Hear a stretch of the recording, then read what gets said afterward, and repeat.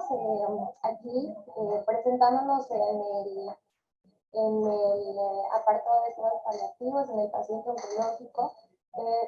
No sé si anteriormente ya habían proporcionado en cursos este apartado de cuidados paliativos. Le vamos a dar un enfoque claramente en la parte de la nutrición, pero sí vamos a también hablar sobre todo diferentes aspectos, ¿no? Que sobre todo lleva al trabajo interdisciplinario que ya estamos realizando aquí en el hospital, en la UNEM de Oncología, y pues obviamente con los pacientes oncológicos. Muy bien. Vamos a empezar con una breve historia de los cuidados paliativos, ¿ok? Los cuidados paliativos también tienen una historia hace algunos años, ¿ok? Donde también esto se ha ido fomentando por diferentes instituciones a nivel gubernamental, ya llámese de manera nacional y de manera internacional. También ha sido algo en el cual ha tenido un avance, ya que los cuidados paliativos pues no tienen pues prácticamente muchos años de desarrollarse o estar activos. Sin embargo, la Organización Mundial de la Salud en 1990 ya presenta una definición en el cual le da una atención total y activa de los pacientes cuya enfermedad no responde a los tratamientos curativos, ¿no? Esta es la definición que le da la OMS, acompañándolo también del alivio del dolor del cáncer, y pues obviamente ya se presenta como los cuidados paliativos.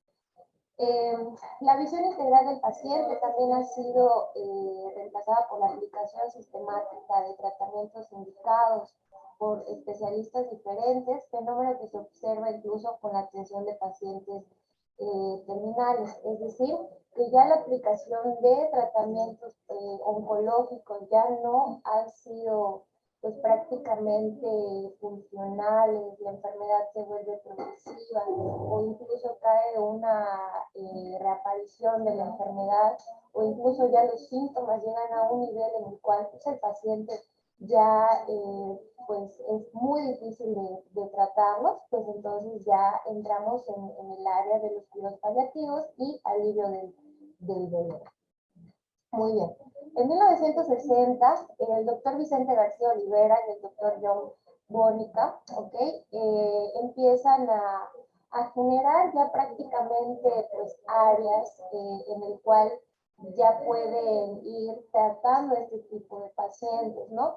Empezando con la fundación de la clínica del dolor, donde ahí pues obviamente se proporciona el manejo con medicamentos, se proporciona la atención interdisciplinaria.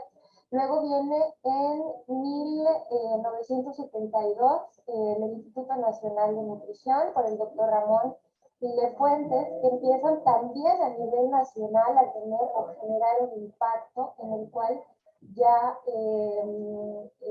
pueden captar a diferentes tipos de pacientes oncológicos para que puedan ir tratando pues su enfermedad terminal. En 1991, por el Instituto Nacional de Cancerología, el INCAN, con el doctor Ricardo Blancarte, también ya empieza a generar un impacto. Si se dan cuenta, aquí también en ya diferentes instituciones en el país, pues empiezan a tener un impacto en los cuidados paliativos.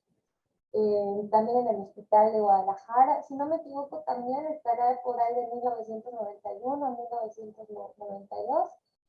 Continúa el trabajo en el Instituto de Cancerología en 1992 y también por parte del Hospital Civil de Guadalajara. Si se dan cuenta, también ya diferentes hospitales de manera institucionales, hospitales funcionales, hospitales de todo tipo, ya empiezan a tener pues el trabajo de diferentes áreas de cuidados paliativos. Muy bien. Aquí, pues ya se genera en 1992, tal cual y de manera formal, la primera unidad de cuidados paliativos en el Instituto de Cancerología, comandado y dirigido por la doctora Silvia Allende. En 1999, en el Centro Universitario para el Estudio y Tratamiento de Dolor, en Guadalajara con la doctora Gloria Domínguez, y pues prácticamente en el 2015, si se dan cuenta, es prácticamente reciente, la unidad de cuidados paliativos en el hospital, en el hospital Noviembre del Distrito. Bueno, la última definición de cuidados paliativos que realiza la OMS, pues aquí lo pueden ustedes leer, es el cuidado activo e integral de pacientes cuya enfermedad no responde a tratamientos terapéuticos o prácticas curativas, como les mencionaba hasta hace poquito. Su fundamento es el alivio del dolor, esto es muy importante recalcarlo, no es ponerle solución a la enfermedad, sino es aliviar el dolor y otros síntomas acompañantes y la consideración de los problemas psicológicos, sociales y espirituales que consigo pues trae prácticamente la enfermedad. Ojo, es aliviar el dolor y otros síntomas que desde el enfoque de nutrición pues también vamos a comentarles más adelante. Muy bien. Aquí podemos observar que los instrumentos básicos para los cuidados paliativos, ¿ok? Es primero, para los profesionales de nutrición que se encuentran en esta plática, ¿ok? Lo importante que hay que primero tener en cuenta es el control de los síntomas que el paciente llegue a presentar. Es decir, los síntomas que hacen que nuestro paciente pues siga teniendo esa pérdida de peso, siga teniendo pues prácticamente la pérdida de apetito, siga teniendo caquexia, sarcopenia, presentes deficiencias nutrimentales, de vitaminas y minerales, y sobre todo pues cualquier otro tipo de síntomas que acompañen, ¿no? Psicológicos o pues los que también se puedan observar. En el caso de la tolerancia, como ya les había dicho, los síntomas gastrointestinales que pueden haber, problemas digestivos, de mala absorción y demás. También se debe de tener en cuenta el apoyo emocional y comunicación del enfermo. Este trabajo, pues obviamente, pues viene con mayor peso, carga por parte de nuestros compañeros psicólogos. Sin embargo, nunca debemos de olvidar y tener en cuenta que también como profesionales de la nutrición tenemos que tener pues desarrollado toda esta parte pues emocional y psicológica para el paciente, ¿no? Es decir, sobre todo la consideración ante la empatía de poder atenderlo, la comunicación o lenguaje corporal, la cuestión de las señas, qué tipo de palabras utilizar con el paciente, la modulación de la voz, la cercanía que voy a tener con él, porque todo esto va a influir, va a influir en la parte en donde nuestro paciente pues, va a tener una buena adherencia al tratamiento, ¿no? Y sobre todo va a ayudarlo en la parte de la alimentación. Los cambios en la organización, es decir, que pueden haber cambios que dependiendo de cómo sea la progresión del paciente, la progresión. Muy bien.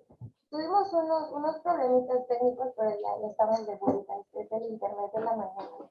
Es que es 14 de febrero, igual y quiere que no trabajemos. Ok, seguimos. Luego, podemos aquí también observar que es muy importante tener un plan en el cual hay que seguir para aplicar a los pacientes que se encuentran en cuidados paliativos. Es muy, se parecen mucho pues prácticamente la lista de cosas que se tienen que hacer con cualquier tipo de paciente, en cualquier tipo de enfermedad o que esté cursando en cualquier área o que quiera lograr algún tipo de objetivo pues, ahí clínico. Pero pues aquí podemos observar que primero es la recogida de los parámetros necesarios para hacer una valoración del estado nutricional. Hay que recordar que estos pacientes anteriormente pues han tenido algún tratamiento oncológico, llámese quimioterapia, llámese radioterapia, o incluso pueden estar cursando con alguno de ellos, y es muy constante los cambios que van a tener respecto al estado de nutrición. llámese desde la antropometría, llámese también desde la parte clínica, llámese también desde la parte social.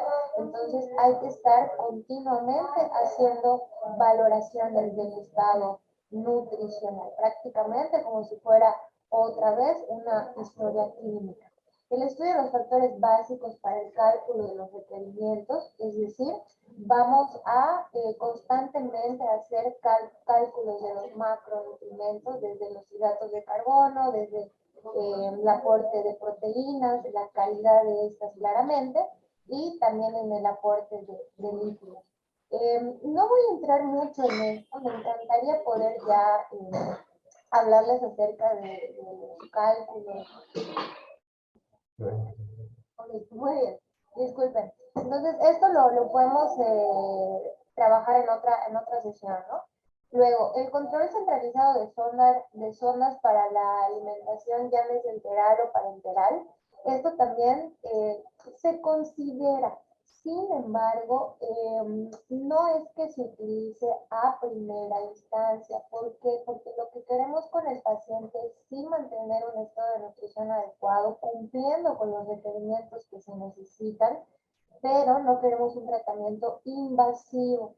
Y lo que es la aplicación de sondas, esto puede ser algo demasiado invasivo para el paciente, y pues como ya se encuentra en una fase terminal, esto se debe valorar mucho junto con los médicos, sobre todo el personal de enfermería, ya que necesita pues, cierto cuidado, cierta limpieza, y pues esto se consideraría. El cumplimiento de los protocolos de enfermería para el seguimiento de pacientes, como yo les mencionaba anteriormente, no se pueden imaginar que aquí en la parte de la nutrición es muy importante tener esa comunicación con nuestros compañeros de enfermería, sobre todo los pacientes que presentan algún tipo de sonda. La educación y seguimiento de pacientes, no solamente de ellos, sino de los familiares. Ahorita en el equipo de cuidados paliativos no solo trabajamos con los pacientes, sino que trabajamos también con los familiares. Trabajamos también con las guías, con parte del tratamiento, la orientación, porque incluso los familiares suelen igual siempre están en este proceso, y por eso es importante tener una buena comunicación de ellos para que podamos lograr nuestros objetivos. La elaboración de las fichas de dietoterapia, es decir, plan de alimentación, menús, nuestros objetivos, todo este tipo de plan de tratamiento. Muy bien, nos vamos a la siguiente diapositiva. Muy bien. Aquí hablamos un poquito en lo que es el soporte nutricional destinado a corregir la falta de consumo de nutrientes, claro, para tratar el trastorno metabólico que se encuentra el paciente debido pues a la evolución de la enfermedad, y pues considerar que padecen o ya tienen un nivel de desnutrición grave, ya sea en el momento de que se encuentren en cuidados paliativos o incluso antes del tratamiento oncológico como consecuencia de la misma enfermedad. También es importante considerar que reciben una ingesta insuficiente de energía, ya que presentan pues, síntomas que llámese náuseas, pérdida de apetito, vómitos, con las cuales pues, impide que lleguen a su requerimiento calórico ideal, y eso es lo que vamos a tratar. No vamos a tratar, sino vamos a lograr corregir. Presentan una situación aguda de estrés metabólico, aguda o crónica, igual por la enfermedad. Y sobre todo, pues hay que tener en cuenta la ingesta calórica proteica para este tipo de pacientes. Muy bien. Se intenta evitar el deterioro funcional e inmunitario con el manejo del plan de alimentación, sobre todo porque se encuentran en un nivel inmunológico muy débil, ¿okay? Tienen pues ahí prácticamente el esquema muy deficiente, y sin embargo hay que tener en cuenta que también hay un proceso proinflamatorio por la enfermedad, hay deterioro pues prácticamente multiorgánico, en el cual pues el paciente ya no tiene pues las mismas funciones que un paciente totalmente sano, y todo esto hay que considerarlo. Evitar que aparezcan más complicaciones derivadas a la misma desnutrición, a las posibles infecciones, a las posibles cicatrizaciones de algunos pacientes que pues a lo mejor igual hayan presentado sonda o por algún tipo de cirugía oncológica, ¿no? Mastectomías, histerectomías, etcétera. Úlceras por consecuencias a lo mejor de tratamientos de radioterapias, etcétera. También el soporte nutricional, pues como les había comentado, se puede tener opcional, ya sea dependiendo por la vía enteral o parenteral, pero siempre que se considere a primera opción lo que es la vía oral. Muy bien.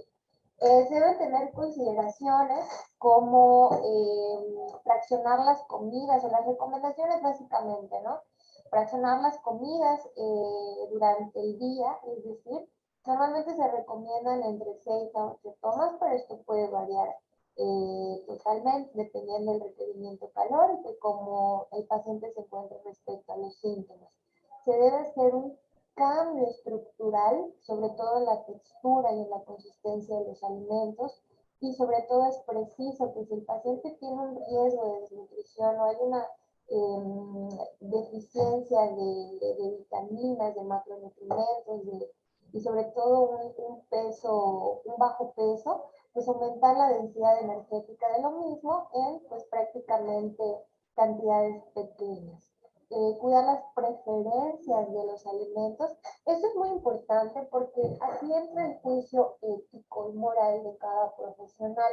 He escuchado por muchos profesionales también decir pues que ya prácticamente consuma lo que él quiera porque pues el paciente ya se encuentra en un estado terminal. Y claro, sí, sí, totalmente se puede hacer, pero nunca hay que olvidar o dejar de largo hacerle consciente al paciente o haciendo énfasis al paciente de los beneficios que es poder también seguir una dieta saludable que pueda ayudarlo a evitar todo este tipo de consecuencias que les vengo platicando sin perder ese gusto por la comida, ¿no? Ahí es muy importante buscar el equilibrio y sobre todo trabajar de la mano con los gustos y preferencias del paciente. Las temperaturas también tenerlos en cuenta y es muy importante.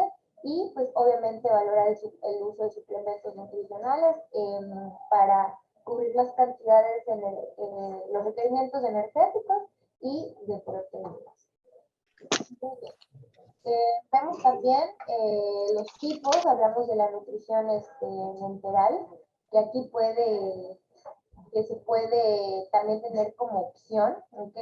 Y pues prácticamente el tipo de fórmulas que se recomiendan son las poliméricas, altas en fibra por la cuestión de la digestión, para evitar estreñimiento y demás. También está la nutrición parenteral, sin embargo, como les comentaba, puede ser pues básicamente una opción un poco invasiva y sobre todo pues para evitar cualquier tipo de complicaciones a nivel séptico. Entonces ahí se hace una valoración para utilizar ya no sé la vía literal o la vía oral, ¿no? Muy bien. Prácticamente pues la nutrición es hacer una valoración de todos los síntomas que el paciente se encuentra teniendo, ¿okay? Y sobre todo para trabajar durante el proceso de cuidados paliativos. No solo es esencial tener un buen tratamiento por parte de la nutrición, sino que esto también nos ayuda para poder cubrir ciertos requerimientos, como les comentaba, requerimientos que el paciente se encuentra teniendo. Y sobre todo esto va a tener un beneficio a nivel familiar, a nivel médico, a nivel psicológico. Pues prácticamente todo es parte del tratamiento.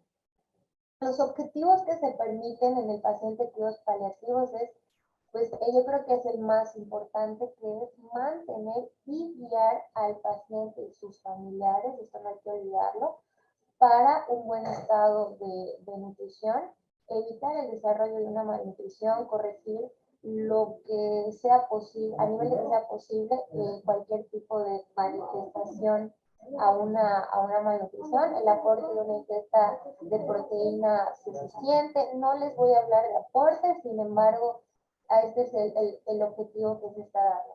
Asegurar la hidratación correcta y si es necesario también utilizar soluciones fisiológicas. Sí se le da el aporte o se les recomienda por parte del profesional de nutrición el aporte hídrico adecuado, pero también es importante que si se llegara a necesitar algún tipo de aporte con una solución fisiológica por vía intravenosa y demás, pues también tenemos el apoyo de nuestro parte médico y de enfermería.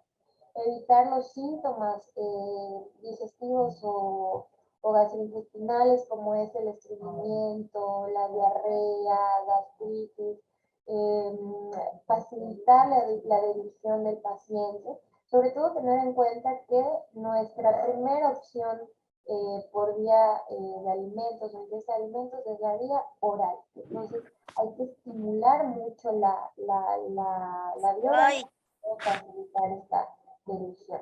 Evitar interacciones farmaconutrientes. Esto es importante recalcarlo porque también se utilizan ciertos tipos de medicamentos que pueden generar síntomas, como les repetí hace ratito, que evitan o disminuyen la ingesta de alimentos, sobre todo porque son medicamentos bastante invasivos o fuertes, por así decirlo. Les voy a comentar más adelante, pero sí es importante tenerlo en cuenta. Además, si están llevando algún tratamiento de hormonoterapia, llámese o algún tipo de quimioterapia oral, o si están llevando algún otro tipo de medicamentos para otras enfermedades crónico-degenerativas, pues hay que tener en cuenta esta interacción de farmaconutrientes. Conseguir la autodependencia a la hora de alimentarse. Las redes de apoyo familiares que el paciente pueda tener a la hora de ingerir alimentos es muy importante, pero como nutriólogos también tenemos que buscar la máxima dependencia a la hora de alimentarse, ¿no? Entonces esto también quiero que lo tengan en cuenta. Y obviamente mantener el gusto o placer por la comida. Muy bien. Se debe evaluar antes de tratar al paciente, se deben explicar las causas de los síntomas que el paciente pues prácticamente tenga, se debe hacer un monitoreo de los mismos, vigilancia, no solamente de que esté cumpliendo nuestros objetivos nutricionales, sino que hay que tener una vigilancia y una monitorización de los síntomas. Atención a los detalles, es muy importante la escucha activa que se tenga con ellos, ya que el paciente nos puede hablar de cualquier tipo de cosa que intervenga con su alimentación y entonces esto va a influir a la aceptación de los mismos. Y pues la rigurosidad y la minuciosidad con ello. Como ya les había explicado anteriormente que otros síntomas digestivos, pues está presente la anorexia, la disnea, ya que también puede haber casos en el cual, pues obviamente hay una deficiencia de masa muscular y entonces ahí los músculos del tórax no nos ayudan en caso de que haya una deficiencia de masa muscular y aparecen disneas o problemas cardiovasculares que también puedan generar estreñimiento. En el tiempo que estamos ahorita en el equipo de cuidados paliativos, pues este es un síntoma muy común, por eso lo escuchan muy repetidamente, pero el estreñimiento pues ahí está muy presente. Las causas asociadas a debilidades y causas asociadas a tratamientos farmacológicos y pues sobre todo a las enfermedades de base, tanto la enfermedad oncológica y a otro tipo de enfermedades crónicas. También, pues, aunque no lo crean, también aplicamos, bueno, yo aplico mucho lo que son los principios de bioética, porque eso también hay que tenerlo en cuenta con los pacientes, es decir, a quiénes o quién se debe aplicar los cuidados paliativos, cuándo debe renunciarse a la curación del paciente y buscarse como o el objetivo primario, el confort del paciente. Por eso es muy complicado, por así decirlo, porque entra la ética del profesional y sobre todo la del nutriólogo. Esto es muy común en la parte médica, pero pues cuando estamos hablando de otros profesionales de la salud, ahí sí es muy importante hacer este tipo de preguntas, ¿no? Cuando ya debe renunciarse al tipo de objetivo al cual esté tratando el paciente, ¿no? Y en una de ellas es tanto renunciar a la curación o buscar el objetivo primario que es el confort del paciente. Otra pregunta también que hay que hacerse es, ¿hay que tener en cuenta en todo esto solo los criterios médicos por el equipo interdisciplinario o también la voluntad del paciente? Entonces, ténganlo muy en cuenta. Les hablaba hace poquito lo de la interacción con los fármacos también que tienen un efecto igual en la alimentación.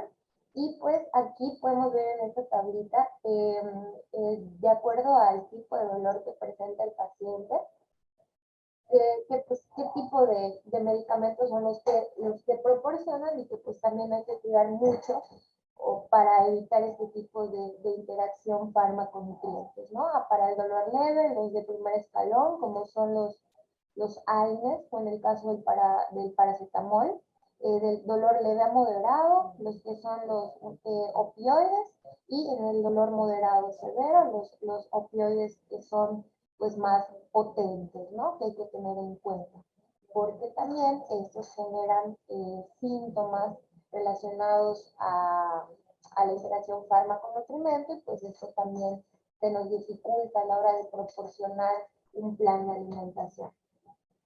¿Cómo hacer para sobrellevar el manejo de un paciente en cuidados paliativos? Primero, la honestidad del mensaje nunca debe cambiarse para manejar su aceptación. Esto debe ser muy claro porque normalmente pues vemos a un paciente debilitado, vemos a un paciente que pues se encuentra susceptible y nuestros objetivos no deben de cambiarse solo porque pues a lo mejor vemos al paciente en esta susceptibilidad. Es decir, que nuestro mensaje tal cual no debe de ser modificado. Se deben humanizar los cuidados, es decir, que este es el principal valor que se debe manejar, ¿ok? Se debe tener en cuenta ciertos aspectos como a la hora de presentarse con el paciente, saber qué profesional de la salud lo está tratando, llamar al paciente por su nombre, mirándolo a los ojos. Aunque no lo crean, aquí ya entra un poquito el lenguaje corporal, el lenguaje que vamos a utilizar. Esto tiene un efecto muy positivo para el paciente. El lenguaje comprensible, el lenguaje claro, el lenguaje directo, desechar totalmente el uso de algunos aparatos que a lo mejor el paciente necesita o ha necesitado, como el uso de silla de ruedas, el uso de una cama, el uso de diferentes cosas, la autonomía y participación en la toma de decisiones del paciente, la cercanía y contacto físico. A contacto físico no me refiero a tal cual, supongo yo, abrazos y todo eso, ¿no? Cercanía, si es que el paciente pues, nos permite tener pues, nos permite acercarnos, vaya, y contacto físico, si también el paciente nos permite, pues obviamente desde acercarnos a la mano, una palma en el hombro, siempre y cuando el paciente logre aceptar esta cercanía, ¿no?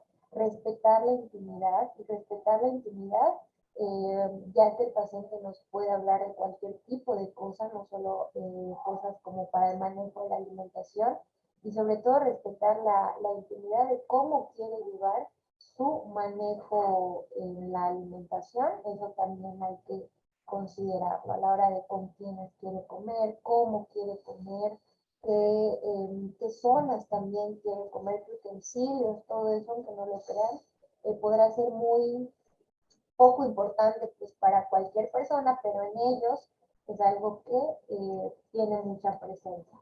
Muy bien. Pues bueno, creo que cumplí con el tiempo, no me pasé mucho. Y aquí les dejo un pequeño, pues un pequeño análisis de lo que al menos hasta el día de hoy a mí es lo que significa los cuidados paliativos. Entonces, sí lo quería tener, sí le quería dar un enfoque, obviamente, en la parte de nutrición, pero sí les quería platicar pues todo lo que es también este manejo emocional, este manejo que también les damos por el equipo que nos encontramos ahorita en el hospital. Entonces espero que a lo mejor hayan otro tipo de pláticas y cursos en donde ya nos podremos enfocar ya en prácticamente requerimientos, en otros aspectos que competen a la alimentación y nutrición. Pero bueno, aquí les dejo esto, espero que les haya servido y no sé si alguien tiene alguna duda o alguna pregunta. Muy bien, bueno, pues si no hay preguntas, les dejo con el próximo ponente y pues un placer que hayan estado en este espacio. Todos, ¿qué tal? ¿Cómo estamos? Muy buen día. Feliz día del amor y la amistad a todos ustedes. Pues bueno, el día de hoy, como cada año, vamos a ver el tema de higiene, hermanos. Pues bueno, vamos a empezar nuevamente con un poquito de historia. ¿A quién se le atribuye esto de la higiene de manos? Pues tenemos acá a Ignacio Philip Semenway, que es considerado una de las figuras pioneras de antisepsia y prevención de la infección nosocomial y iatrogenia. Déjame decirle que ya esta persona se había basado en observaciones de otros colegas, tanto que eran de Europa como también algún americano que eran igual, pues todas las observaciones que hacían en publicaciones que en realidad aún que sería la eficacia de lo que promovían, pues eran ignorados. Ignaz Philip Semmelweis en realidad igual fue ignorado en su época. Él era un ginecobstetra, que él vivía, bueno, estudió en Viena, y allá había dos tipos habían dos clínicas en donde se veían a los partos de todas esas señoras que estaban dando a luz, ¿no? Uno que era atendido por médicos, donde habían estudiantes, practicantes de medicina, y otro que era atendido por matronas, ¿okay? Por parteras empíricas. Era conocido ese edificio como Gineco 2, de donde ellos estaban, era conocido como Gineco 1.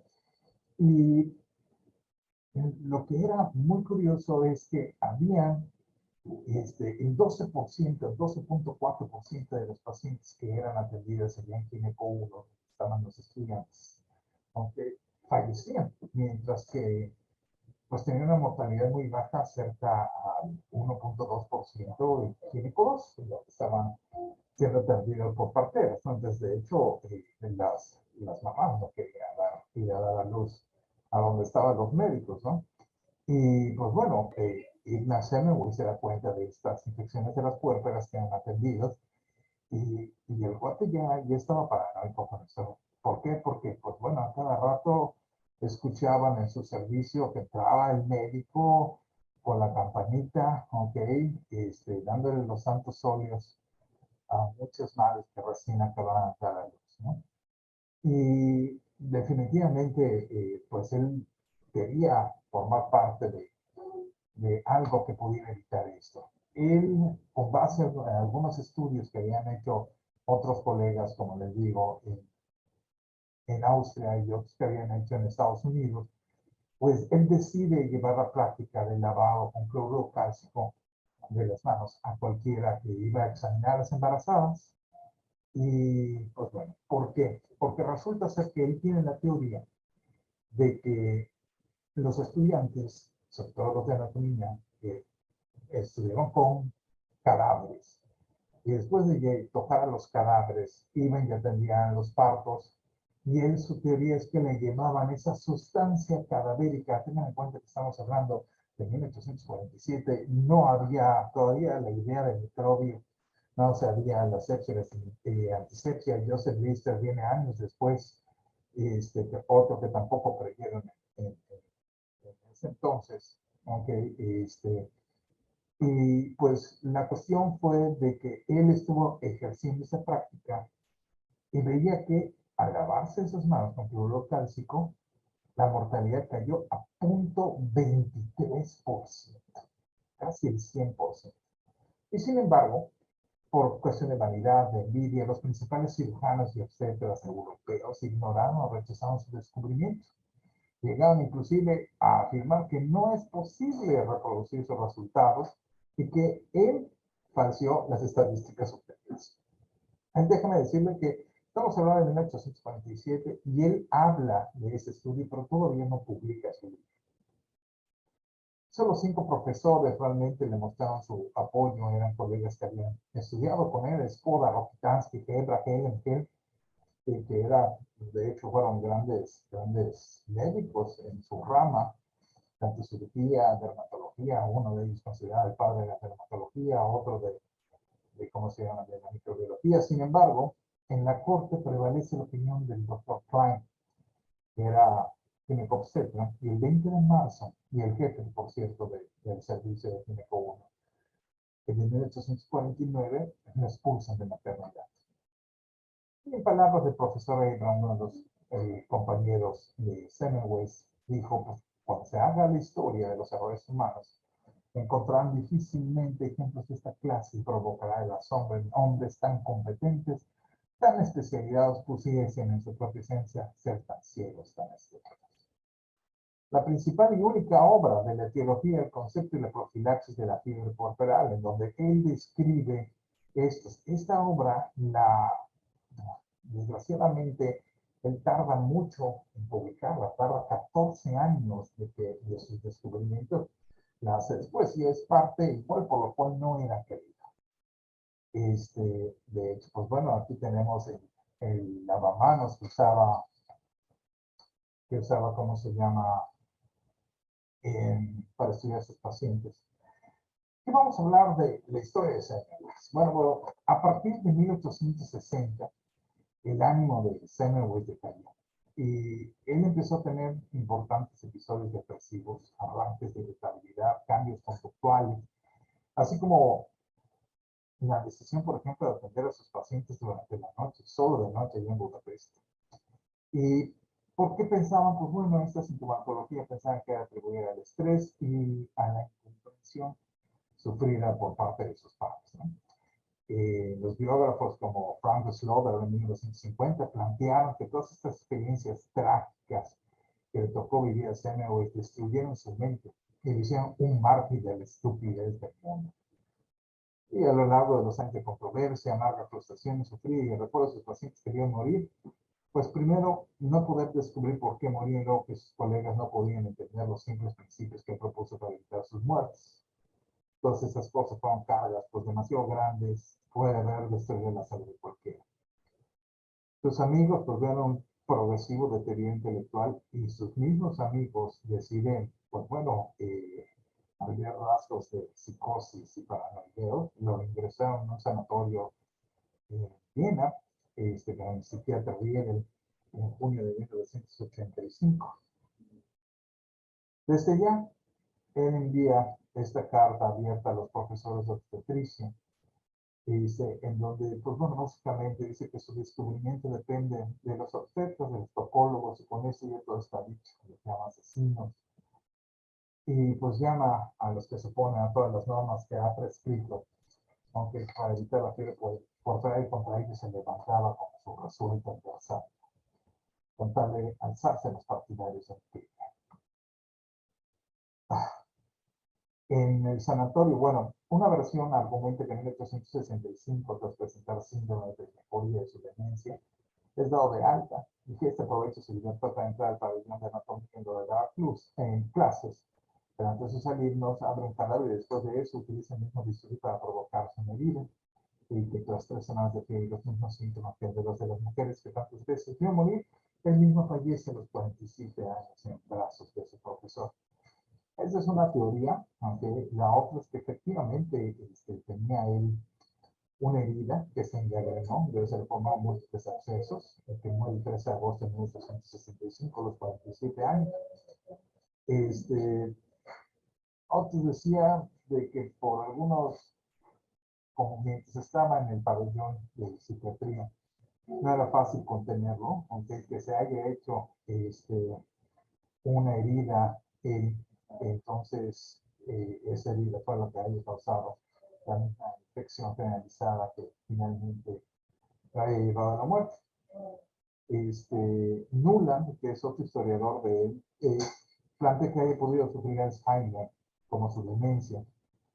Sin embargo, esto es en 1947, revelan los resultados de su necropsia, que ya describen múltiples focos sépticos renales, óseos y pulmonares derivados de la misma lesión gangrenosa del dedo medio derecho, en lo cual es compatible con lo que ya se conocía por allá.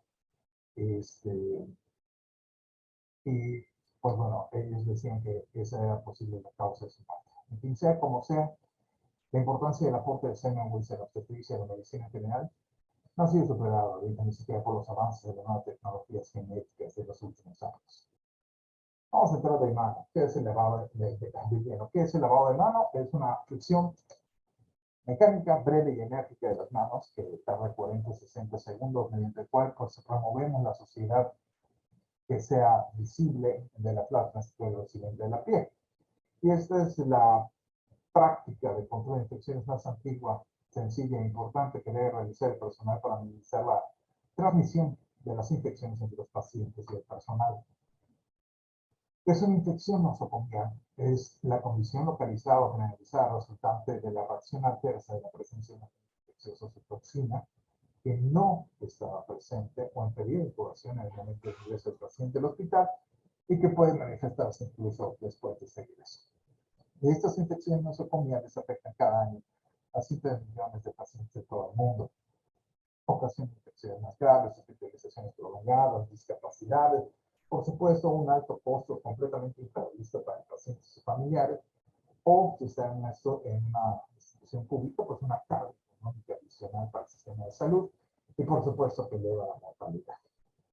Ante esto, la Organización Mundial de la Salud en el 2005 saca un desafío mundial para la seguridad del paciente con el eslogan "Atención limpia es una atención segura", y con la idea de fomentar la toma de conciencia respecto a la repercusión de las infecciones relacionadas con la atención sanitaria, y con el objetivo de lograr que los países se comprometan a dar la priorización a disminución de esas infecciones relacionadas con la atención sanitaria.